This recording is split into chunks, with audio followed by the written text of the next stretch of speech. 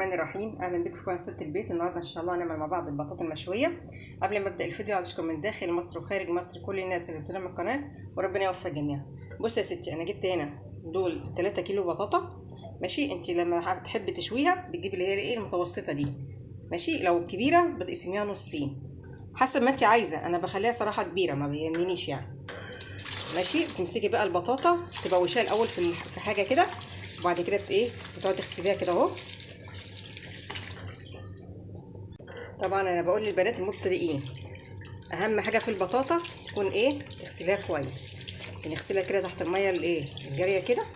ماشي، وبعد كده تقطعي من هنا وتقطعي دي. ماشي، ونغسل كده. عايزه تسلقيها عادي، السلق برضو عادي.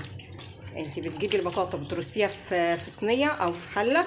ماشي، وتحطي عليها كوبايتين ميه، وتجيبي ورق الزبده او اي ورق ابيض.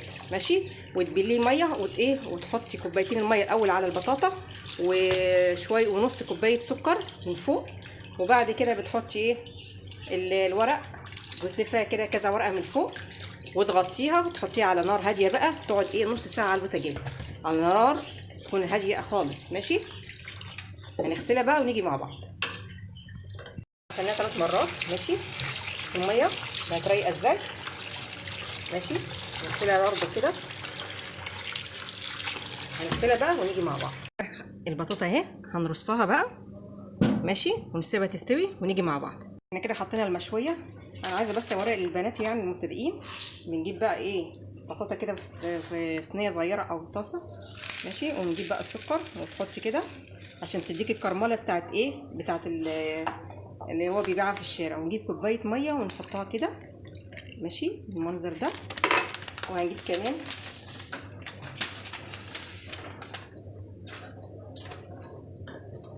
بصوا اللي هو ورقتين بيض. ماشي، بلهم ميه وبرده تقفلي عليها كده اهو.